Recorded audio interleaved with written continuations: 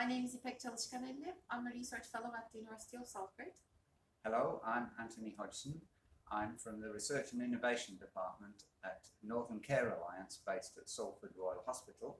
We deliver integrated health and social care to 1.3 million people in Manchester in the United Kingdom.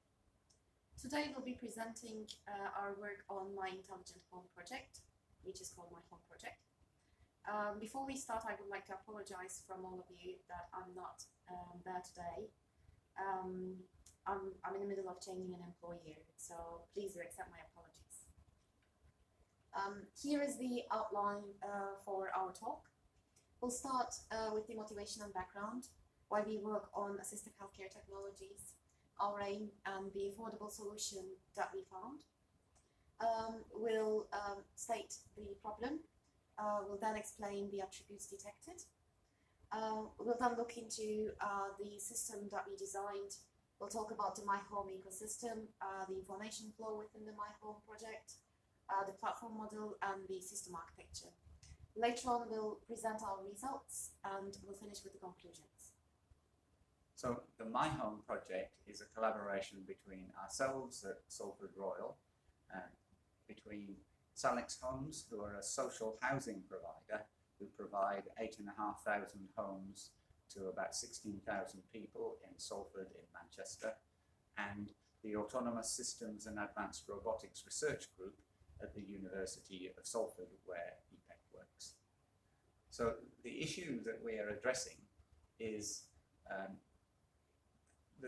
addressing the problem of population ageing and the elderly wanting to live at home independently in their own homes for as long as possible. The aim of the project is to improve the quality of life of people living alone and who are frail.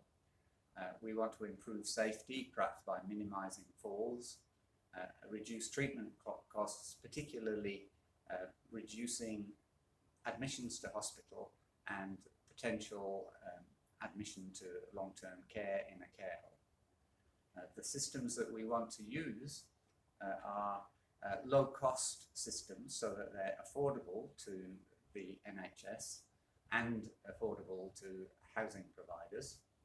So we've chosen to use off-the-shelf, fully functional items. We've costed an installation at about the same cost as an admission bed day, and in UK terms that's around £500 per day, and the system is readily installed and deployed in real participant homes. We hope to develop a person-centric approach to healthcare where we're evaluating the effectiveness of the Microsoft Kinect in giving us data streamed 24/7 that we can then analyze and feed to clinical teams and evaluate whether that information is useful in them making clinical decisions so that we can intervene before a person's healthcare deteriorates. So we're looking at overall health trajectory. And what we've done is chosen attributes that will give us an insight into that. So we look at things like gait speed. Gait speed's been talked of as the sixth vital sign. So as your gait speed deteriorates, your health also deteriorates. So we're looking for changes in that, but also attributes such as furniture crawling, which is holding on to furniture as you're walking around the home. It's easily detected by Microsoft Kinect, and this might indicate postural instability. We also look at things like the time it takes somebody to rise from a chair, which is part of the sit to stand, which is part of the time to and go measure, which is a well-known clinical measure of a person's health status.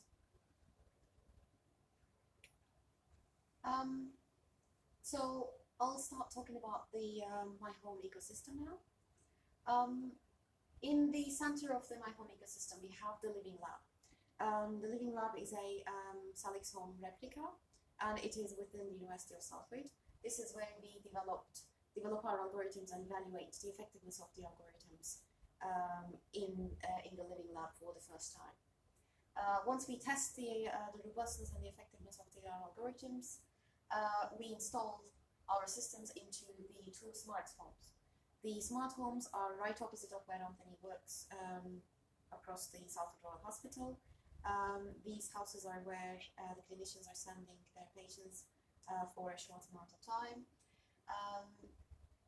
We work hand to hand with clinicians and to get more feedback of them in the systems that we develop.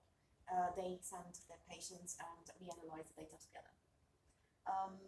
We then have 200 patient home, which is the Salix Homes patients, and we will install our tested algorithms and system in 200 homes. The local PCs will be collecting the raw data and analyzing them, and will be sending the processed data and the raw data to the service in an encrypted manner. So here is the hardware installed participant homes. The top figures represent a very cluttered house where we installed the Kinect in a place that is not really suitable for it, which is right opposite of the window. In this house you see two doors. This door is where you enter into the lounge, and the other door is where you enter to the kitchen. So as this house is being so cluttered, there are those in the way, the furniture in the way, and the fact that there is no other place that the participant allowed us to install the Kinect, we were able to put it on the wall here, which is right opposite of the window. In usual terms, technically this is not a good practice for us, because the infrared of the Kinect sensor is getting confused with the infrared of the sunlight. So ideally we should have placed it on one of these sides of this wall, where, like, next to the window, to avoid the technical issue. Whereas the participant here, we were able to install the Kinect on the same wall where the window is placed, and we do not necessarily have the same technical issue, but this is a different setting, and the participant was actually allowed us to place the Kinect where we wanted to place it. So for the future studies, we need to keep in mind that installation of the Kinect is crucial, but not only crucial, actually plays a huge role in the data and how the noisy or not noisy the data is. So here is the MiiHome information flow. The three-tier system architecture of our technologies are presented here at the University of Salford, which is the technology provider for the project. We have the smart hardware and the intelligent software that runs on top of the hardware, and we have the central data hub unit. We install the hardware and the software into the people's homes in Salix, which is part of the sheltered accommodation. As part of the sheltered accommodation schemes, one can have care on call services, which provides assistance in emergencies from NHS or other service providers. So by collecting the patient data, we are looking into providing quantitative measures and sending and storing this data in the electronic patient's records. By sending quantitative measures and writing this into the electronic patient records, we are hoping to put up a personalized care plan, and this care plan might dictate the services that these people might be receiving, which will then be person-centric intervention toward what exactly they need. Here is the platform model that we built. The three-tier architecture that I've mentioned you previously includes the smart hardware, the software, and the central data hub. So what we do is that we use Microsoft Kinect and a number of sensors, moisture sensor, tilt, or water flow sensors, temperature sensors, you name it. We put them onto the appliances, heavily sensorized places, and we look into collecting the posture or the sensory information as signals. And we perceive the signals by into two categories. We either look into the physical well-being, or we look into the emotional well-being. By looking at the physical well-being, we analyze the activity, how active one is within the house, or we look into the gait and posture feature extraction techniques to calculate the speed or some other important attributes that Anthony has mentioned. We'll also look into the emotional well-being, which shows a lot of patterns in terms of behavioral and the emotional advices of what one does and their psychological well-being and status. So these two different modules, I'll call them, will put up a personalized health status for us in terms of the quantitative measures. And once we collect the quantitative measures on day-to-day basis, we'll then store this. And in terms of the storage, there are a number of ethical aspects and the privacy issues that we'll need to think about. But what this will do is we will be able to profile a historical, personalized health status base and risk profile for each participant that we have. And looking at this, we'll hope to provide predictive analysis. Currently, we are only analyzing the real-time data. Later on, we would like to improve the predictive analysis to understand how a disease progresses or how someone's health evolves over time.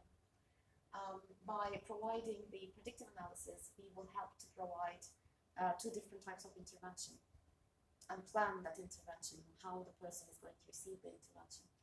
The first phase will be the human intervention, where understanding the physical and the emotional well-being, especially for the physical, sending someone into the house and provide them with a proper care that they will need to get. And the second phase is providing an AI agent, especially for the emotional well-being. This is one of the crucial things that we would like to work in the near future in advancing our current technologies to help people more using an AI technologies and support them better in terms of their emotional well-being. Here is a system architecture that we have developed, which is part of the Connecting Frailty framework. We are collecting the data using Microsoft Connects, and we write the raw data, we store it into a non-sequential database, which is in this case MongoDB. Then we retrieve the raw data given the specific window size for a second, a minute, however you want to do it. And then we analyze the subject activity. This is where we call the subject activity monitoring, and we look into speed and fall detection, furniture crawling, the attributes that all the attributes that Anthony has mentioned. We then have the analyzers, which the analyzers and the reporters retrieve the processed data, which are the outcomes of such, on hourly and daily basis, and do some stats over these analyses and estimate the walking speed of someone on hourly and daily basis. We are using Microsoft schedulers in this case, and to keep the system alive for 24/7. And we're logging into all the analysis and errors that we get into the database for further for future work. Now I'd like to share some of our results with you. Here's a histogram for hourly subject speed. We're only showing the median walking speed, meter per second, over the period of 17th of November 27 up until the 5th of January 2018. We have outrage number of zeros here, and then we have a number of speeds that we detected up until 1 meter per second or 0.8 meter per second, which in this figure we are showing an expanded view of the same histogram over the period of time. Again, you'll see the speed instances of one of our participants over the period of time. What we think this is telling us is that the large number of zeros are when people are standing motionless in their rooms and then accelerating into a walk. So in a house that has a small room, there'll be lots of bouts of walking, and each of those will start and end with a zero, so that will be the most frequent speed that will result in the histogram, that you can also see a range of gate speeds which would be classified as low if we were measuring gate speed over, say, a 25-foot walk or a 6-minute walk, where you see gate speeds above 1 meter per second. But remember, this is in somebody's house. You've seen the pictures of the houses. There are coffee tables, there might be pets, and so you don't reach the same gate speed in the house as you do when walking freely outside or in a corridor. And if you sum this data over 51 days here, you can see the aggregated speed over several days, where there are some days with relatively high activity, but periods you see here where there are troughs. And these are periods where the participant has had less activity in their room, so the median score is close to naught. And this is where the participant isn't in their house very much. This participant is quite an outgoing person. We have seen other participants that stay in their house and don't have any visitors, and as Deepak said, we want to look at psychological features like emotion and loneliness, and physical activity can give us an insight into this. Here we're looking at the aggregated data over an entire day, just looking at the total quantum of data as a marker surrogate for physical activity, and you can see periods and peaks at certain times of the day where this is a single participant over different days, and they are inactive during the night, during the hours of midnight till about 8 AM, and then they get up and they're active. Here they're more active in the morning. On the last one, the same participant is active in the morning and in the afternoon.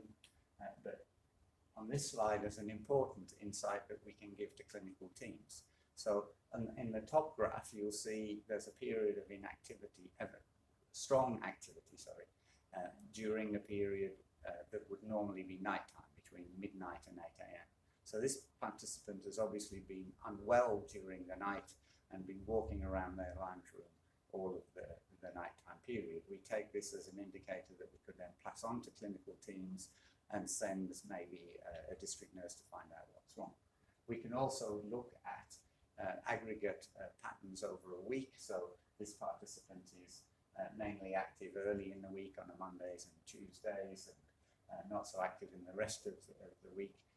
But the main point is that we can build up individualized patterns and look at how those patterns change over time and use those as indicators of change in health status. Having this statement, we come to the conclusions. So I would like to sum up that what we have been doing within this project. We have designed and create the framework which is able to run 24/7, the remote monitoring system. We do the data storage and retrieving the data from the database. We have done the system integration that is required to enable such system. And in the future, we would like to extend it for the to integrate with the NHS electronic patients records. And we have also identified the core models, and we have done the first phase of development of such algorithms. So what we want to move on to is a scheme of co-creation of this project. All through this project, the potential participants have been working with us to design and create this system so that it works for them. We've learned quite a lot from their interaction. We've also learned that in the real world, things don't always work out as you'd want them, and as Deepak said, when you're in the real world, you don't always get what you want, and we've had to deal with all kinds of noise problems, but it's been great, the interaction that people have been coming with and shaping this project. The next phase after this is to test the system in a randomized controlled trial where we'll have 100 or so participants who will get the sensor system in them, and we'll look at the outcomes in terms of hospital admissions, their quality of life, their health status, compared to a control who get no system. So thank you for your attention, and if you would like to ask us any questions, please contact us by email on the email addresses here. My email address will be shutting down soon, so if you are to send email after the 15th of September, do send them to Anthony instead. Thank you very much.